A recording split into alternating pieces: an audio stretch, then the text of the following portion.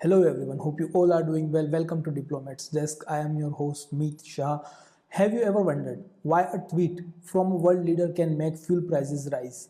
Or why a handshake between two countries can decide your job opportunities? Sounds dramatic, right? But it's true. Diplomacy and economics quietly shape our daily lives. From the food we eat to the phones we use. Today I'll show you why understanding diplomacy and economics is not just for politicians or professors, but it's for everyone.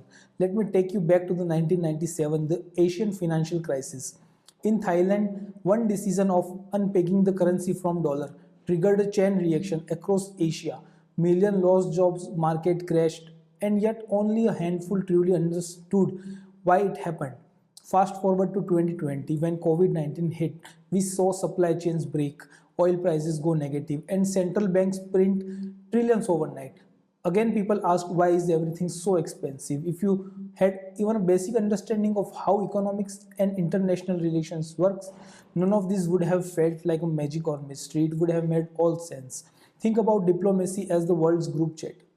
Countries constantly negotiating, arguing, and collaborating. When two nations agree on a trade deal, your favorite smartphone might get cheaper. When they impose sanctions, gasoline and groceries might get pricier. Example, the Russia-Ukraine conflict. The diplomatic breakdown didn't just impact borders, it spiked global wheat prices and disrupted energy supplies across Europe. That's not just politics, that's the dinner table economics. Here's the thing, money talks louder than armies. Economics is the silent force that decides who holds influence in the world. When China lends billions through its Belt and Road Initiative, it's not just building roads, it's building relationship and leverage.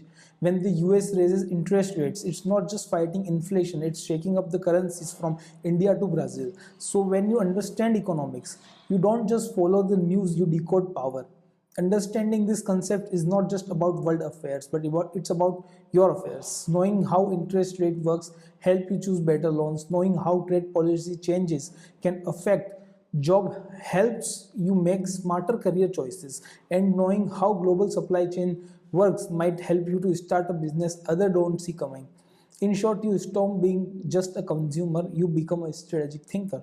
I once met a person who told me about a 22-year-old student in Kenya who tracked how oil prices and US policy affected her local currency. She noticed patterns even every time global oil rose, her country's fuel subsidy stretched thinner. She used that insight to start a small logistics business that optimized delivery routes during fuel hikes. She didn't have a PhD.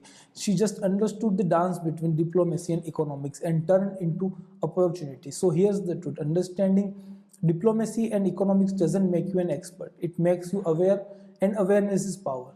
Because whether it's war, a treaty, or a trade deal, the world's decision ripple into your wallet, your work, and your well-being.